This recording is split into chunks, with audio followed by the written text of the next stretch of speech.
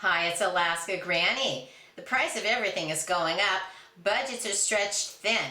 Sometimes we need to figure out how we can pinch a few more pennies, make things last, stretch out our budget so that we can get the most out of every single dollar that we have. And as preppers, we want to learn how to use things to their fullest extent. The more ways you know how to use things, the more things you actually have. So here I have some items. Do not throw these away. These are items that you can figure out how to pinch every last penny out of it, get your full value's worth, maybe reuse it for something else, which is going to help your budget keep stretching and keep having ways that you can keep your life running smoothly, which is what preppers want to do. So the first thing you want to look at is if you buy things that come in tubes. You can squeeze and pinch and drag, and you can't get all of it out. So what you want to do is take a pair of scissors and cut off the top of the tube.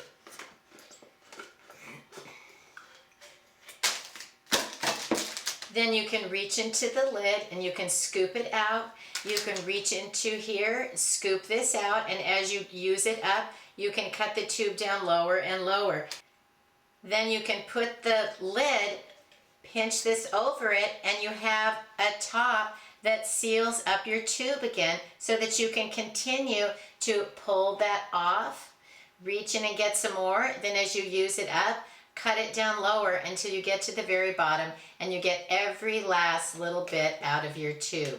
Whether it's a big tube or a little skinny tube, this works. And if you have a little tiny tube, maybe you want to take the smallest little kind of a popsicle stick or something so that you can reach down in and dig out the contents so that you get every last drop out of your tubes.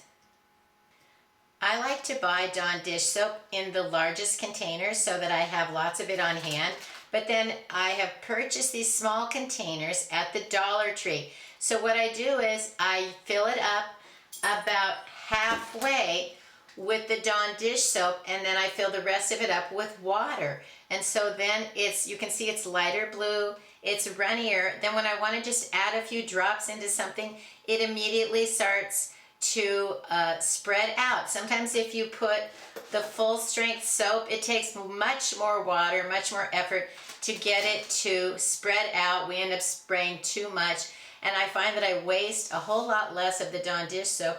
I get way more uses out of it just by saving the small container and adding water to it. Then I can pop off the lid, put a drop or two into the sink, the dish, the container, whatever it is that I want to rinse out. And then my Dawn dish soap goes a whole lot farther. So try saving the small container or pick one up at Dollar Tree if you don't have one. Then add half again as much water, and then you can make your soap go farther, spread easier, and you're saving money. Do you ever open baby wipes and then sometimes the lid gets left open and they dry out? Don't throw them away. You want to open the lid, add a little bit of water into it, then you want to close it up again, squeeze it all around, and then put it with the lid side down. Then the wipes will soak up all the liquid, and then when you're ready to use it, when you tip it over, the ones on top are going to have lots of liquid on them instead of all the liquid being on the bottom. I store them into a Ziploc bag, like a gallon Ziploc bag, and seal it up so that if they should get punctured or something doesn't get completely sealed up, they don't dry out. We can spend a lot of money doing laundry, so something that I like to do is after I wash my clothes, I put them in the dryer for just a few minutes to fluff them all up, and then I hang things up to dry. I put them on a hanger, then they can dry and they're in better shape. And I can also hang up things like socks and unmentionables, and I hang them up to dry. I put an extra rod in my laundry room so that I can hang those items to dry. Sometimes that's a problem, is figuring out where you have the space to hang things up. I don't necessarily hang them on a clothesline, but that works too. But I like to hang things right up, and then when they're all dry, they look better, they're on the hanger, they have a better shape to them, and then I can put them away. They're already hung up. I don't have to do any more after they have dried except to put them away. You do have to fold up things like socks and undies and your pajamas, but your other clothes are ready to go right into the closet. Do you ever have an old pair of socks? Don't throw them away. You can cut off the sock into 2 bits and you can use it to put over jars in case you live in earthquake country. Then if your jar is surrounded by a sock, if you cut off the sock and you put your jar inside of it, then it's not going to rattle around and fall so much. It's going to be protected. If you have a lot of earthquakes, so you want to make sure you have an extra piece of wood or something, a strap, something to hold them on the shelf. But this keeps them, not only the light out of them, it keeps them from banging together, and it can help you avoid broken jars. Another thing about the socks, you can just put an old pair of socks over your hands, and you can use them to dust your furniture. You can rub your hands over the blades of a ceiling fan.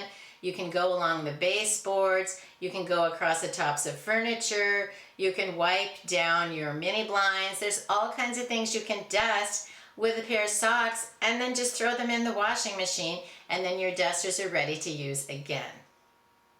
Do you ever purchase food in jars? Don't throw them away. Rinse them out very well. Let them dry completely. You can use them to store dried foods like rice, beans, oatmeal, lentils, pasta. There's all kinds of dried foods that can last for many years, but they need to be stored in a cool, dark, dry environment, airtight container. And these containers are now free to use. Get the most of your money from the things that you purchased with reusing your jars. You don't need to recycle them, you need to reuse them.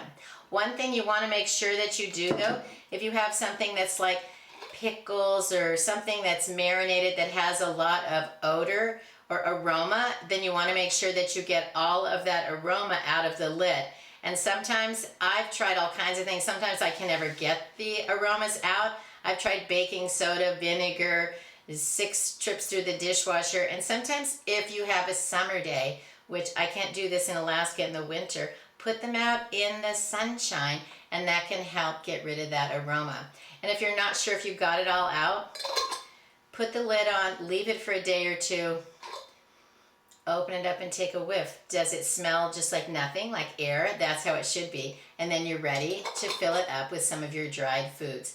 And the reason you might want to have some small jars along with some larger ones, say someone comes to your house and it's hard times, you can give them a small jar of rice or beans or lentils or oatmeal. You don't have to give them a big jar. You don't have to dip into your 5-gallon buckets. You can have small amounts that you may be willing to share. Also, it's just nice to be able to have smaller amounts of things. You can also use the smaller jars, put together spice mixes, rib rubs, dry rubs for your meats and things. You can use them to make jellies and jams, and along with storing your dried foods. Depending on the size of your family, it's going to depend on what is a serving size or a recipe size amount of food that you want to have. So having a different varieties of jars, different sizes, that how much they'll hold, can really help you have more flexibility with your dry food storage. Do you ever eat a box of cereal? Save that plastic liner. Don't throw it away. It's a nice plasticky, maybe even wax paper.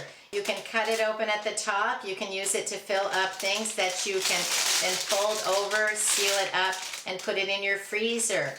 Another thing you can do, cut the top open, take the seam open and lay it flat, and you have a nice surface for doing things like crafts. Maybe you want to season meat and you don't then have a bunch of cleanup on your counter. You can take your cereal bag liner and toss it away. So these are very handy to use for a lot of different things. So don't just throw them away. They're pretty sturdy. Make sure that you get them cleaned out, empty out all of the crumbs, and then think of the possibilities of ways that you could reuse a cereal bag liner. Sometimes when I go in the lower 48, some states will still give you a plastic bag, a grocery bag. And these are great because you can reuse them for trash. You can use them for doggy pickup poopy bags. You can use them to tote things around to your car. You can put them over your shoes if you want to run through the mud somewhere to get inside on a rainy day. So if you have those plastic bags, don't throw them away. Roll them up small. hang on to them so that you can reuse them. One thing that I've done many times is take an empty Kleenex box and I stuff it full of the plastic bags. Then when I want one, it's easy to pull one out and the rest stay combined together. Do you ever order things from Amazon? These plastic bags are super sturdy too. If nothing else, you can use them to collect things to take out to the trash. You can take things to the donation centers. And did you know on the inside there is a sticky strip? There's a sealing strip so that if you need to return something, you may not know this, you can turn the bag inside out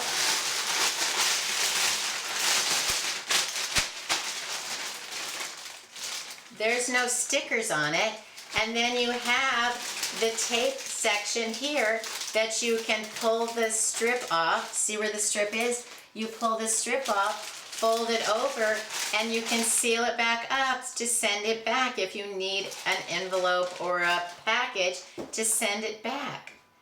Also, you can seal up any kind of stinky garbage. Do you ever have stale bread? Don't throw it out. Stale bread is the perfect bread to use to make French toast.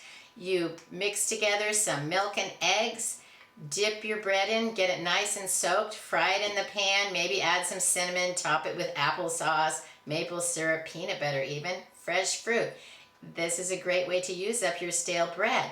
Something else you can do with your stale bread is cube it up, season it, and make some croutons with it.